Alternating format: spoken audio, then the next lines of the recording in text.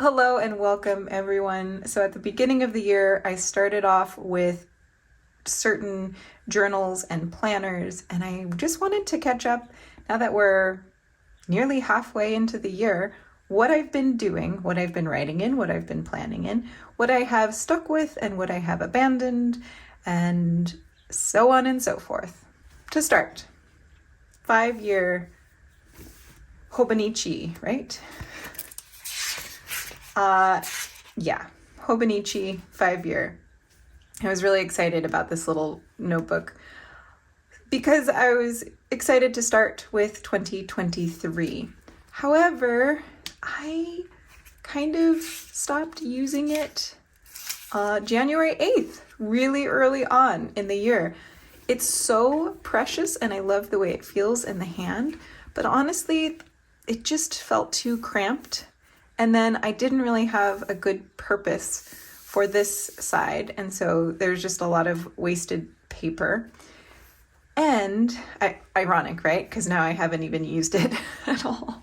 Talk about waste. But because it's also a very chunky notebook, I struggled. It just wasn't very comfortable to write in because my hand was in weird positions. And so I would put another book there so that I'd be more comfortable writing in it. But I didn't want it to be so fiddly. I didn't want to have to think about it so much. I also started the year with the 5-year, I think, or no, it was just a year. I can't remember now at this point, but it was the Hibini, I think. It was the Midori, similar size. And it was such a beautiful journal, but when I got it, I knew it wasn't going to work. So I actually ended up selling that before I used it. Now, what I ended up doing though, in terms of 5 years, is going back to this lovely Midori. This is a beautiful 5-year Midori notebook. Nothing wrong with it. I really like this.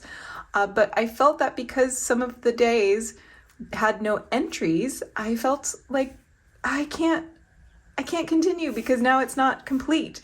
And I had to get over that because there's just going to be days that are incomplete and skipped, and oh well, that's okay. So I'm just kind of continuing where I left off, skipping some of the days where I didn't write last year and moving along, and I'm really happy to be using it. And yeah, I should have just stuck with this from the get-go because honestly, I love the way this looks and it feels really comfortable to write in, and I'm a big fan of Midori paper. And then, because it's so reflective, someone on YouTube, and I'm forgetting their name right now, and when I can remember, I'll put a link down below to their channel, but they made a video recently of this 5-year. This is also a Midori 5-year notebook. And it was on sale, they had pointed out. And so I was like, you know what? Why not? Let me just take it out. I haven't taken it out of the sleeve yet, but it's embroidered and so beautiful. Who knows what will happen when I'm done with my other 5-year. Lots can change, and maybe I'll have no interest anymore. But maybe then at that point I can resell it because I'm not going to use it until I'm done with my other 5-year journal. But in the meantime, I just wanted to take advantage of that sale, and it's really beautiful. And it'd be so cool if I could have multiple 5-year diaries basically filled up. I would really like that. I'm trying to think, when did I start this one? 2021, I believe. I do a picture every year. That's kind of embarrassing. Yeah, 2021. No, 2020. No, 2021. Oh my gosh. I don't know why that was so confusing. 2020 is when I first got this though, in December. Oh my word, when I'm finished with this diary, I think I'll be 40. That's kind of crazy. I'll be turning 38 in May. Wow, that's really bizarre. The other thing I started off the year with is this Hobonichi Weeks. I have been a big fan of Hobonichi Weeks for a good while now. I think 2018 is when I first started using them. And I like the layout. I think they're pretty straightforward and simple. I usually use this backspace for just scrap paper. However, this year, kind of early on, let's see, February. Yeah, in February, it was when I stopped using the Hobonichi Weeks and started using my regular diary or my regular journal as a planner. So every time I start a new journal, I basically fill out 3 months. Might go back to this though starting in July, because I will be going back to teaching, and maybe it will feel more appropriate to have a whole year planned out for me right there in one notebook. I've been stockpiling Midori notebooks. This is so silly. I didn't buy these all at once, but when I have the money and I'm making an order somewhere else, I'll throw in one of those Midori books into my cart. I've just really been enjoying Midori. So far this year I have completed 2. January 28th is when I first started writing in the Midori B6 Slim. And so here's my current one. I've been putting, oops, that's funny, these little covers to like kind of archive. It's hard to see, but I typed directly onto this one just to make it feel more officially done. I don't know if I like that or not, but it's what I'm doing for now. Maybe I'll come up with another thing in the future. Still working my way through, although I'm about halfway. Oh, wow, how did that happen? No, okay, that's not the marker. That's why. I was like, how did that happen? Okay, no, I am not. I'm approaching halfway in this one.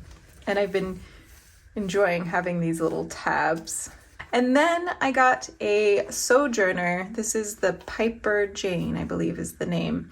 And I ordered it in B6 Slim, but it was still really large and it didn't fit very nicely. So I took it upon myself, which is really scary and super risky, to trim it down and restitch the sides so that it can fit the Midori notebook better. I don't know what B6 Slim this was originally cut for, but the Midori one was just swimming in it.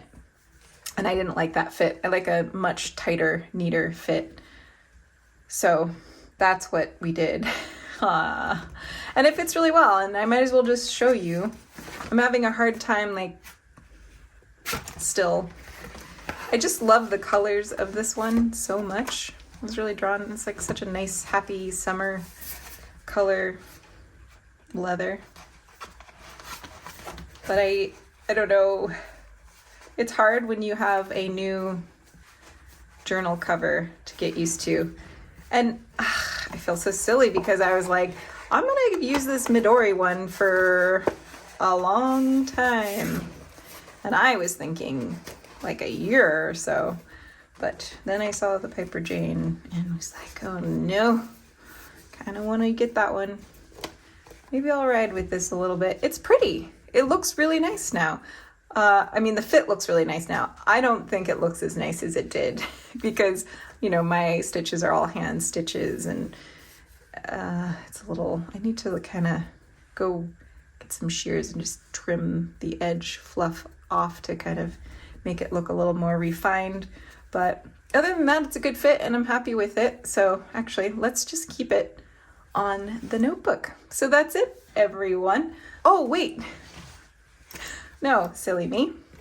I'm not done yet because I wanted to show you what's in my pen pouch. I just thought that would be fun. So we have the Uniball Uni Jetstream multi-pen in 7mm that I got off of Yoseka.